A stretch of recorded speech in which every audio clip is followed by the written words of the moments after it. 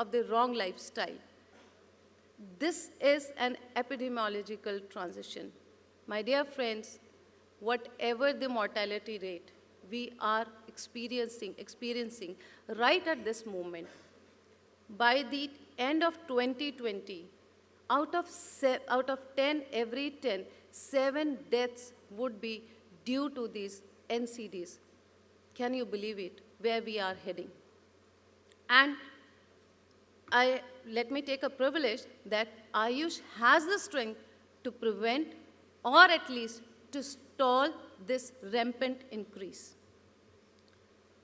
Well, India has conducted the international exchange programs, seminars, workshops on Ayush, and MOUs for country-to-country cooperation in the field of the traditional medicine have been signed with China, Malaysia, Hungary, Trinidad, and it is in the pipeline with Serbia, Nepal, Bangladesh, Sri Lanka, and Mexico too.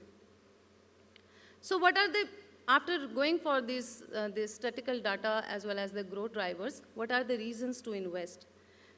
The country has developed vast Ayush infrastructure comprising of 6,86,319 registered practitioners, 26,107 dispensaries, and 3,167 hospitals in public sector, 501 undergraduate colleges with annual intake of 28,018 students, 151 centers for postgraduate education with annual admission of 3,504 scholars and 8,896 licensed drug manufacturing units.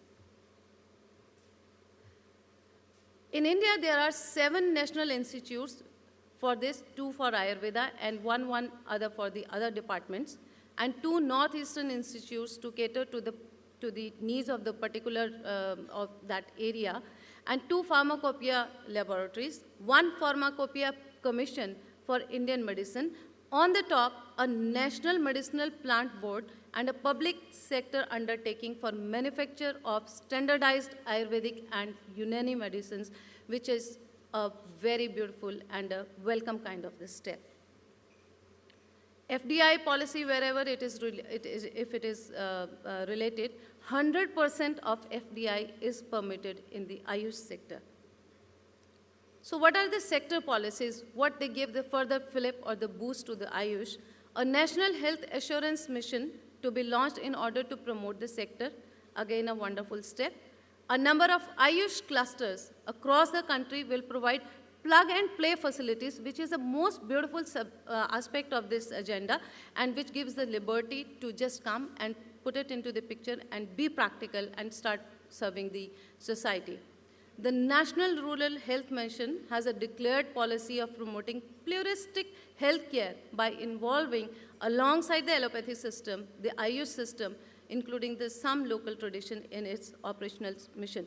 Well, to give the further much more illustration on this, we all know what the piles mean. While piles is a disease where it has, if it is to be constructed or to be given a treatment, it has a surgery, and which is not a very good outcome of this. In Ayurveda, there is one surgery it is performed that is called as the Kshar Sutra, and which is picking up very nicely, and the reoccurrence or the rebound of having this disease are quite far low than the other conventional surgery.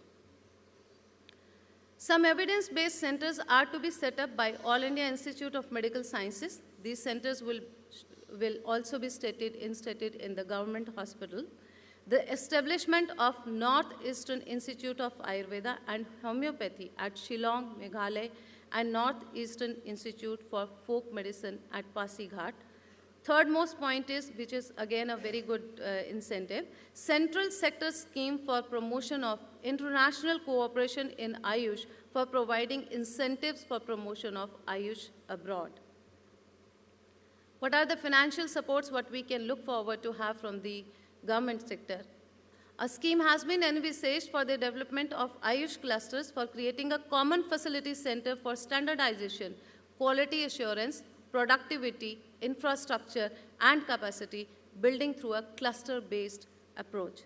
Central sector scheme for promotion of international cooperation in Ayush, which further focuses for the international exchange of the experts and the officers and incentives to drug manufacturers, entrepreneurs, and the Ayush institutions for the international propagation of Ayush. And centrally sponsored scheme has been set up for specialized Ayush facilities in the government tertiary as well, the tertiary care as well as Ayush hospitals in public-private partnership mode. So we see a lot of global kind of the exposure and the potential if we look into this industry, and this industry is rapidly growing, and it has a wellness industry has a future also. The national mission on the medicinal plants, which is this point is very important, and it should given a warm welcome by these all think tanks as well as the society people. The national mission on the medicinal plants is a centrally sponsored scheme for cultivation of medicinal plants on the farmers' lands used in the medicine for the Ayush for sustained availability. We definitely know all the chemical-based kinds of the drugs, no matter they are sometimes life-saving, but they have certain kind of the side effects too. What if we can have the same plethora of the medicines without any side effects, and then definitely we look forward to have a kind of the herbal medicines, and the government is naturally giving a boost to this also. The scheme for hospitals and the dispensaries under NRHM, including Ayush Flexi Pools, which is again a kind of the puristic healthcare system what we discussed just a few minutes ago. And Ayush Sector Innovation Council has been instituted by Government of India. What are the investment opportunities? These are quite fair and the brighter in its aspect. Ayurveda drug manufacturing, nutraceuticals, food supplements, cosmetics, and rejuvenatives. Setting up of the specialized treatment centers and medical tourism for curative and rejuvenation treatments.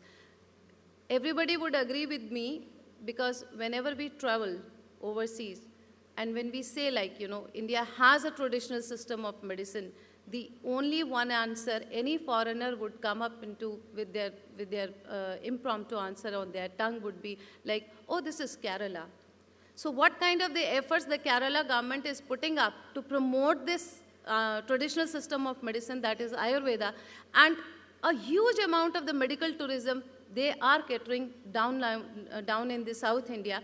But unfortunately, North India is just lacking behind. We must take a step ahead to take a help from the government to put the North India with the same kind of the government boost, so that medical tourism, when we talk about the medical tourism, when we think about we should have the foreign investments, the people should come up with the one flash answer, okay, North India can be another destination, and thus we can make the India as a full-time destination for the medical tourism. Finally, when I have to conclude my talk, I would just like to reiterate of the few points what I had heard in the morning.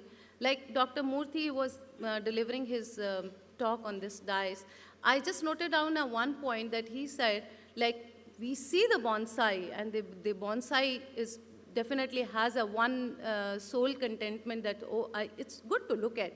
But we definitely think we still are the bonsais. We have to grow with a bigger tree, and we should take this message ahead, and we have to spread this message to the society that we should grow into a full-fledged tree.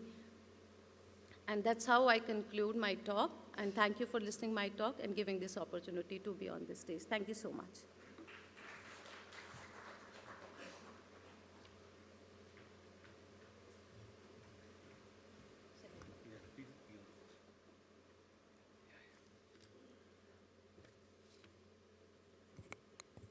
Yeah, that was Dr. Ajaita Chennana on the world of Ayurvedic medicines. No doubt there are some redeeming features actually that what she has brought out with respect to evidence-based centers to be established through government efforts. Yes, that's one area where a lot of actually debates were being held, especially with respect to the Ayush form of drugs. And the government as well as the regulatory bodies have taken a very serious note of the Ayurvedic system through the various investments as well as the policy support that what they have offered. Yes, no doubt, Ayurvedic or the Ayush form of medicines is a very traditional form of medicines in India, offering a lot of inherent advantages, and one of them, very rightly put forward, was the less adverse effects and the basic nature of the Ayurvedic drugs, that they actually look upon or improve the health of the person from within, unlike the other form of systems. Thank you so much, Dr. Ajaita, for a very interesting session on the Ayurveda. I would now request Mr. Satya to please come forward, and as a token of appreciation, please offer a memento.